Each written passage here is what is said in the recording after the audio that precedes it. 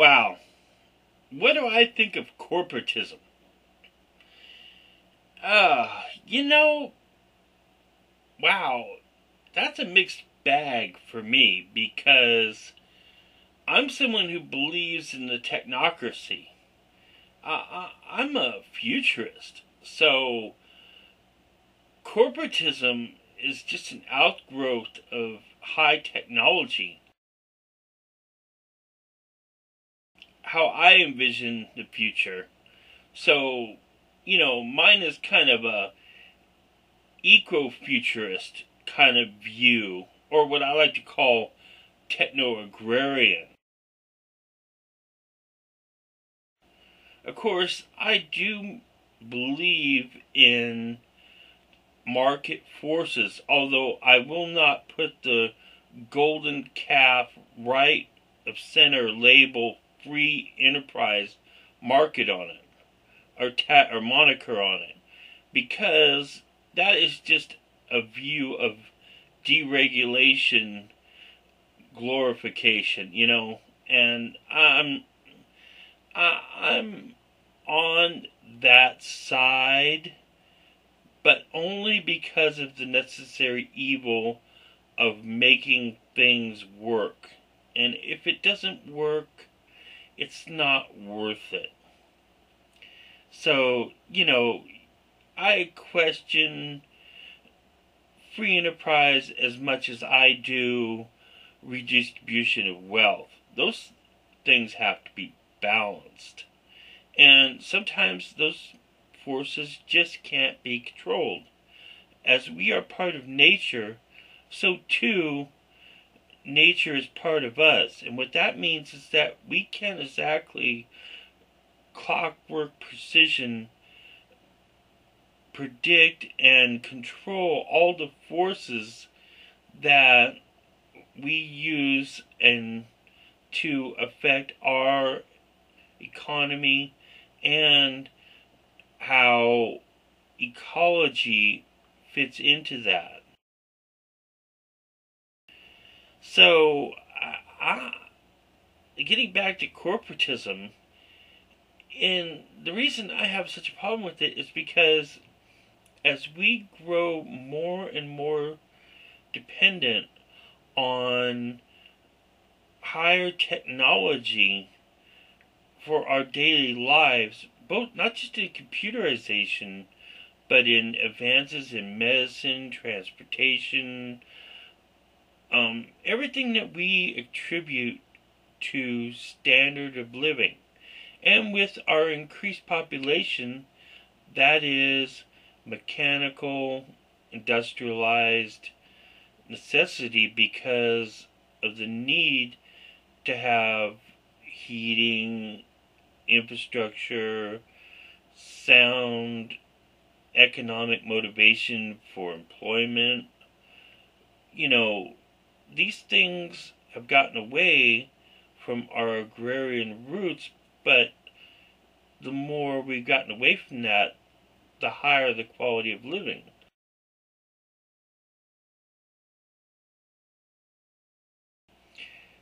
So you sound crazy going from a country farm to a dirty, dangerous, overcrowded, pollution-ridden city.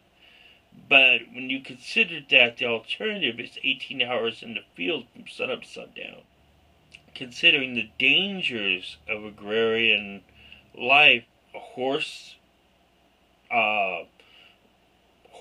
were insanely dangerous. Carts, farm implements, accidents. It was a little better in the city's industrial sections, but at least it was more productive. So now we have corporatism, and yes, it sounds bad, and I can't question that giving the status of a corporation or the status of an individual to a corporation is bad, but can we really escape it when we keep expecting the higher standard of living with the increased population that mechanized society, industrial society, provides.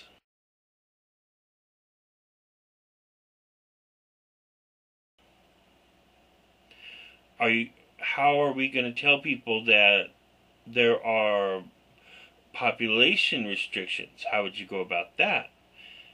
How do you decide arbitrarily who gets what in a redistribution, not of just wealth, but wealth resources and privileges like job opportunities, health concerns, employment, standard of living. In other words, that's housing, heating, quality food, amenities, not to mention traveling, actually having to go to that employment or not, and if you will get any benefits at all once you retire or become injured or unemployed. What kind of safety net is there? Everyone jumps on the bandwagon and says, ooh, corporatism.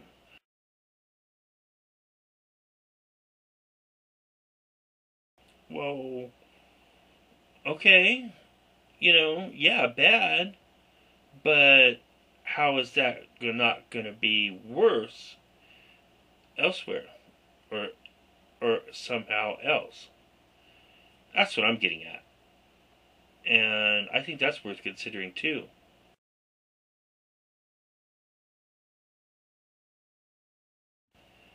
So that's what should be thought of when people just knee jerk into this system of, oh, it's bad. Yeah, it's bad. But what's the alternative? And that's a very important point of how good is the alternative. And not just to, not just to pave the way for have the corporate America have anything it wants, but at the same time, let's look at the actual conditions instead of just the conclusions. That's what I want to know.